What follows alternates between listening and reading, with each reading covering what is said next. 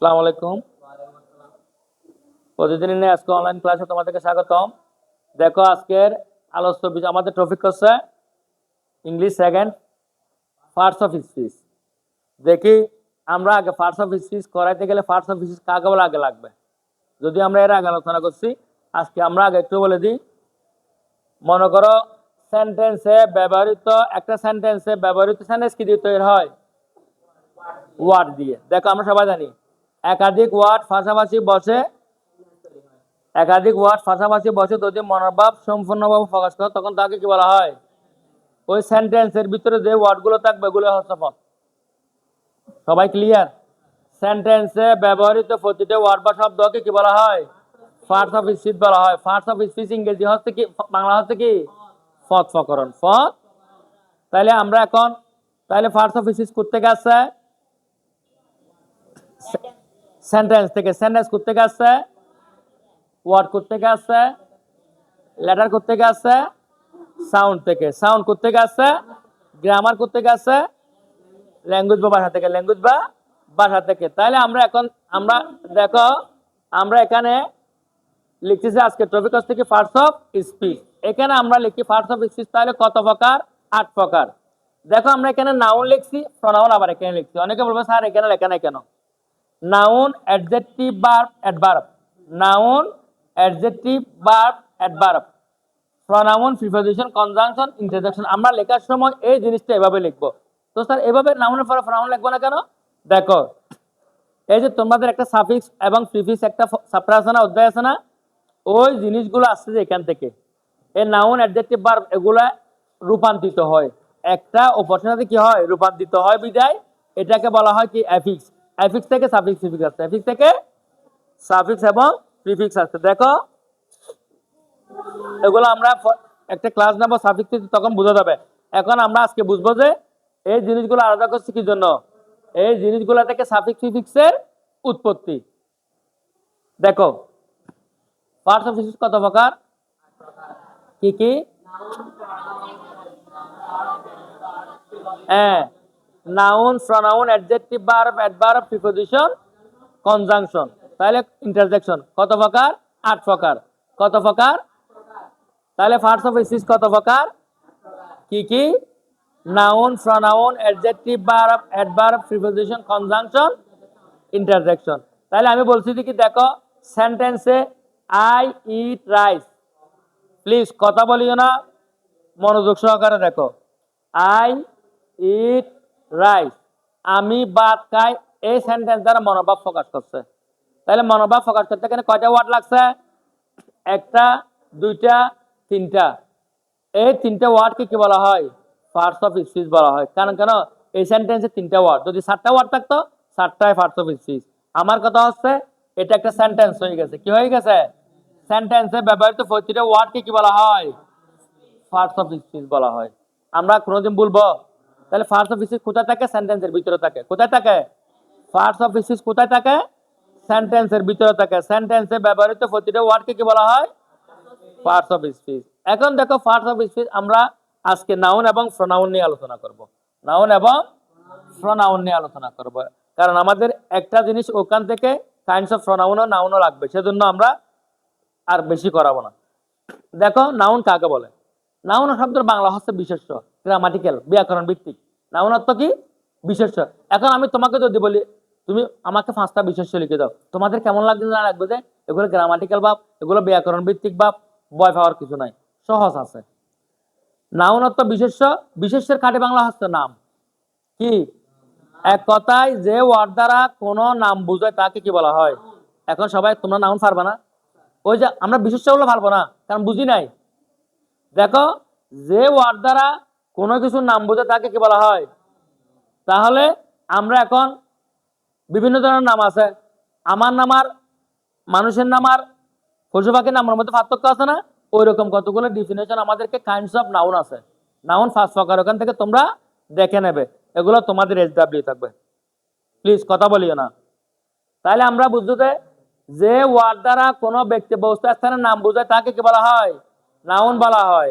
এবং দেখো এক কথা কোনো কিছুর নামকে কি বলা হয়? নাউন। এই যে মনে করো আমরা এটা একটা ডাস্টার, এটা একটা কি ডাস্টার, এটা একটা কলম, এটা একটা কি, এর নাম মারুফ। তাহলে দেখো সুমি, সালমা, এই সবগুলা কি নাম। আমরা বলি আকাশ, চন্দ্র, মানে নাম মানে কি, কোনো কিছুর নাম কি বলা হয়, নাউন বলা। ক্লিয়ার সবাই? এখন দেখো নাউনকে আমরা বাক করবো, যেগুলো তোমরা পরে ক্লাসে দেখবে, তোমরা কালকে কাইন্ডস অফ নাউন দেখে আসবে, কাইন্ডস অফ নাউন, এবং 5 প্রকার থেকে তোমরা উদাহরণগুলো লিখে নিয়ে আসবে। ক্লিয়ার? এখন আমরা দেখ প্রনাউনে, প্রনাউন মানে কি, আমরা সর্বনাম। এখন সর্বনাম আমরা গ্রামাটিক্যাল বা ব্যাকরণ ভিত্তিক ভাষা ইউজ করবো না। দেখো সর্বনাম আমরা বুঝবো না, সর্বনাম বললে আমাদের একটা ব্যাকরণ ভিত্তিক ভাব লাগে। তাহলে নামের পরিবর্তে, নাউন বা নামের পরিবর্তে যে ওয়ার্ডটা ব্যবহার হয় তাকে কি বলা হয়? প্রনাউন বলা হয়। ক্লিয়ার সবাই? নাউন বা নামের পরিবর্তে যে ওয়ার্ডটা বসে তাকে কি বলা হয়?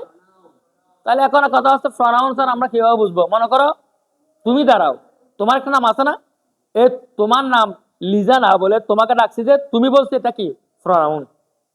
আমি তোমাদেরকে বলতেছি আমার একটা নাম আছে না, আমার নাম রহিম, আমি না বলে আমি নাম না রহিম না বলে আমি বলতেছি, আমিটা কি প্রনাউন। তোমরা সবাই তোমাদের একটা নাম আছে, তাহলে তোমরা দ্বারা সবাইকে বুঝাইছি, নামের পরিবর্তে বুঝাইছি। এটি বন্ধ করো, এটি বন্ধ করো, এটা একটা নাম ফ্যান, এটা ফ্যানটাকে বন্ধ, এটি বলছি, এটা হচ্ছে প্রনাউন। তারা মাঠে খেলে, তারা হচ্ছে কি প্রনাউন। ক্লিয়ার সবাই? নামের পরিবর্তে যে ওয়ার্ডটা বসে তাকে কি বলা হয়? প্রনাউন, সরি প্রনাউন বলা হয়। কি বলা হয়? নাউনের পরিবর্তে যে ওয়ার্ড বসে তাকে কি বলা হয়? প্রনাউন বলা হয়। তাহলে আমরা দেখো এখানে মনে করো I, we, the, see, it, every, each, মানে যতগুলা নামের পরিবর্তে বসবে মতো লাগতেছে, এগুলাকে আমরা কি বলবো? প্রনাউন বলবো। এখন আমাদেরকে দেখো এই নাউন এবং প্রনাউনে যদি আমাদের ভুল ভ্রান্তি থাকে, আমাদের বুঝের মধ্যে সমস্যা থাকে, তাহলে আমরা কখনো অ্যাডজেক্টিভ বুঝবো না। দেখো আমি তোমাদেরকে এগুলো কেন শিখতে হবে, দেখো অ্যাডজেক্টিভের জন্য যে ওয়ার্ড নাউন বা প্রনাউনে দোষ, গুণ, অবস্থা, সংখ্যা, পরিমাণ বোঝায় তাকে কি বলা হয়? তাহলে আমাকে দেখো অ্যাডজেক্টিভ বুঝতে হলে নাউন বা প্রনাউন আমাদের কি করতে হবে? বুঝতে হবে। কি বলছি? অ্যাডজেক্টিভ বুঝতে হলে আগে আমাদেরকে প্রপারলি নাউন বা প্রনাউন বুঝতে হবে। আমি আবারও বলি, অ্যাডজেক্টিভ কাকে বলে? যে ওয়ার্ড নাউন বা প্রনাউনের দোষ, গুণ, অবস্থা, সংখ্যা, পরিমাণ ইত্যাদি বুঝে তাকে কি বলা হয়? অ্যাডজেক্টিভ বলা। এখন আমার কথা অ্যাডজেক্টিভ বুঝতে হলে তাহলে আগে আমার নাউন বা প্রনাউনের কার দোষ, গুণ, নাউন বা প্রনাউনের। এখন আমি নাউন বা প্রনাউন কাকে বলে জানি না, আমার কোনো কিছু কাজ আসবে? তাহলে আমরা আবারও দেখো, আমরা যতটা ক্লাস নিই, যতটা ক্লাস করি, আমরা মনে রাখবো যে এই জিনিসগুলো একটু মনে রাখবো। এগুলো সবাই খাতা তুলছো? দেখো আমি তোমাদেরকে একটা জিনিস এখানে বারবার, আমরা কোথায় গেছি এখন? পার্টস অফ স্পিচে কোথায় গেছি? এই দেখো পার্টস অফ স্পিচে, এটা কোত্থেকে আছে? সেন্টেন্স থেকে। কোত্থেকে আছে? সেন্টেন্স থেকে। সেন্টেন্স কোত্থেকে আছে?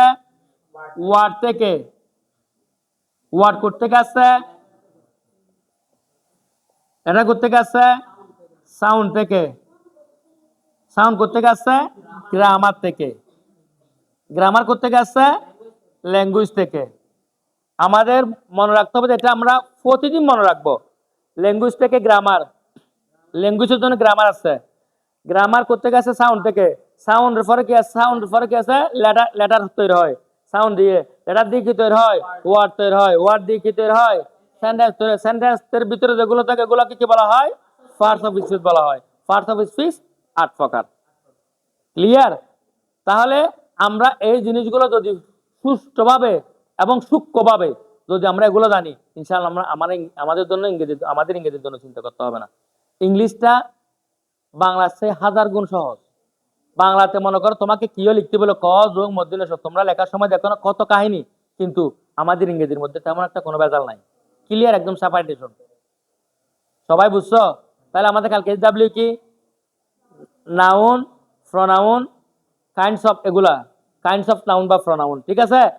আমরা অ্যাডজেক্টিভ বুঝতে গেলে আমাদের নাউন বা প্রনাউন লাগবে। নাউন বা প্রনাউন লাগবে। বুঝছো কথাটা? আমি কথাটা বুঝাতে পারছি? সবাইকে ধন্যবাদ।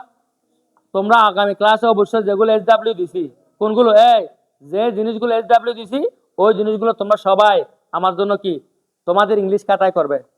কোন খাতায়? ইংরেজি খাতায় করবে। কেন করবে? আলাদা আলাদা। ইংলিশ ফার্স্টের জন্য আলাদা খাতা, ইংলিশ সেকেন্ডের জন্য আলাদা খাতা। হিসেব বিজ্ঞানের জন্য আলাদা খাতা তোমাদের লাগবে। সবাইকে ধন্যবাদ। সবাই অবশ্যই যারা তাদের ক্লাস মিস হচ্ছে তোমরা বাসা গিয়ে এটা আবার কি করবে, ইউটিউবে দেখবে, ওখানে দেখে যেটা না বুঝো আমাকে আবারও কি করবে, নক দেবে। সবাইকে ধন্যবাদ।